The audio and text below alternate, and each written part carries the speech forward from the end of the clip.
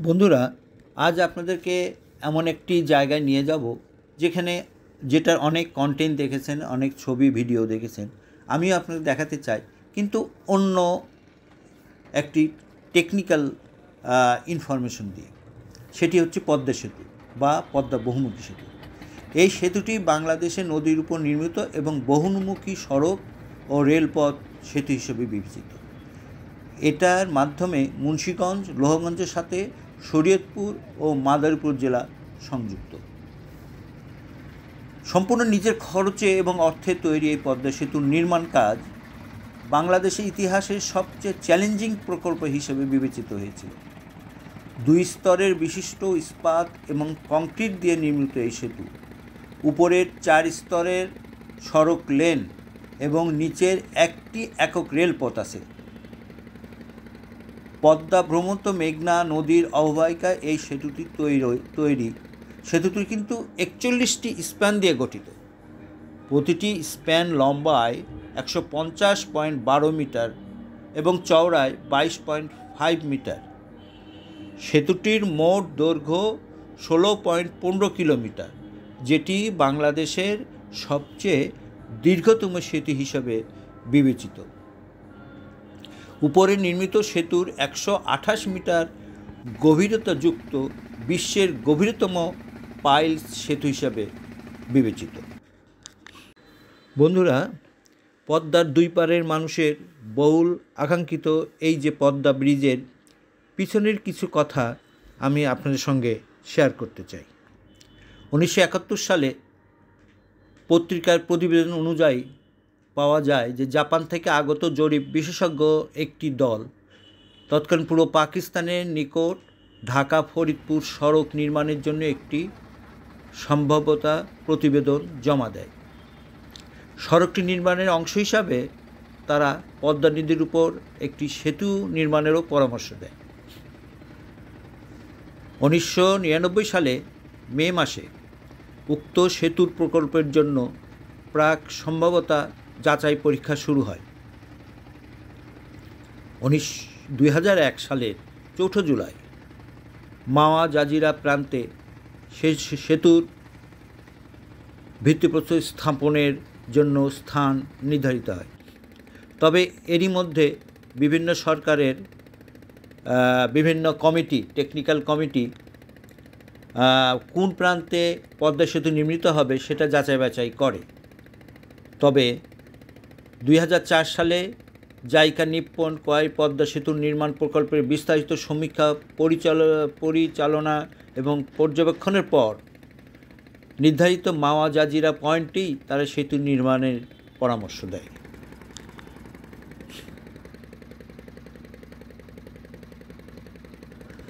বন্ধুরা, আরেকটি তথ্য আপনাদেরকে দিয়ে রাখি, সেটা হচ্ছে 1910 সালে এপ্রিল মাসে পদ্মা সেতুর মূল অবকাঠামো নির্মাণের প্রকল্পের জন্য প্রাক যোগ্যতা দরপত্র আহ্বান করা হয়।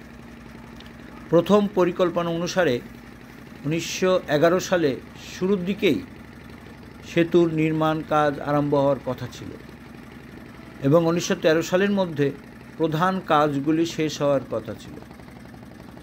যাই হোক, পরিকল্পনা অনুসারে প্রকল্পটিকে 3টি জেলাকে অন্তর্ভুক্ত করবে। সেগুলো হচ্ছে মুন্সিগঞ্জের যেমন মাওয়া পয়েন্টে বা উত্তর পাড় যেটা, আর শরীয়তপুর এবং মাদারীপুরের জিঞ্জিরা বা দক্ষিণ পাড়। এটির জন্য প্রয়োজনীয় এবং জমি অধিগ্রহণ করা হয় এবং মোট জমি সেখানে অধিগ্রহণের পরিমাণ ছিল 918 হেক্টর।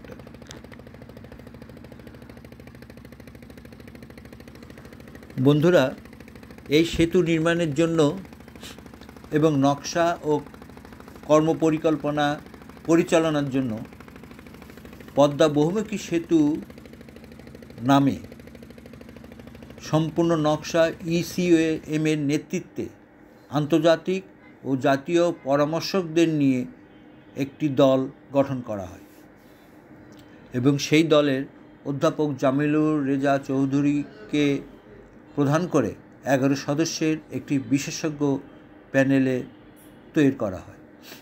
এই প্যানেল সেতুর নকশা প্রণয়ন, বাস্তবায়ন পর্যায়ে প্রকল্প কর্মকর্তা ও নকশা পরামর্শক ও উন্নয়ন সহযোগীদের বিশেষজ্ঞদের পরামর্শ প্রদান করে।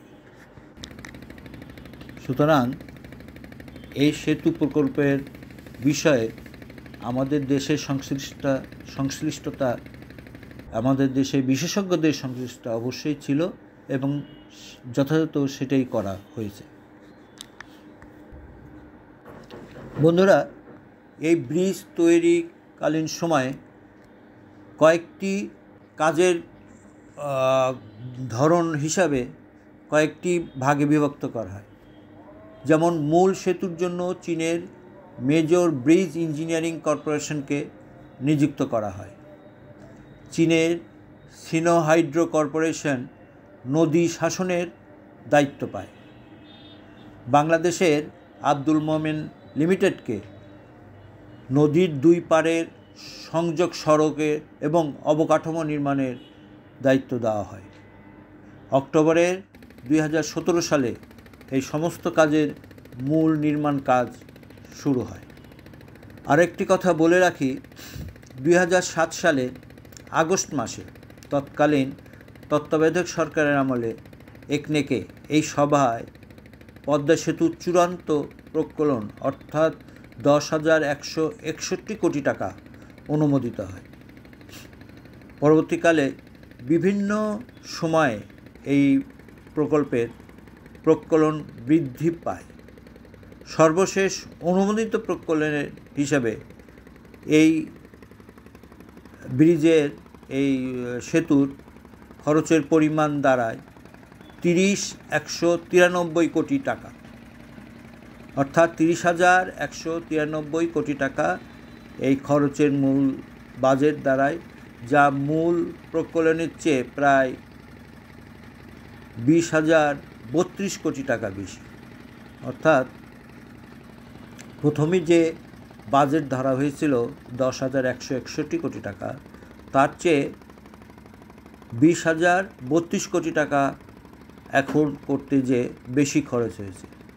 তার কারণ হিসাবে বলা হয়েছে যে এই প্রকল্প যখন বাজেট ধরা হয়, পরবর্তীতে দেরি করার জন্য, কাজ বাস্তবায়ন বিলম্ব হওয়ার জন্য এই অতিরিক্ত টাকা বাজেট প্রয়োজন হয়। যাই হোক বন্ধুরা, আমরা সবাই জানি এই সেতুটি অবশেষে শেষ হয় এবং সেতুটি 2022 সালে 25শে জুন উদ্বোধন করা হয়।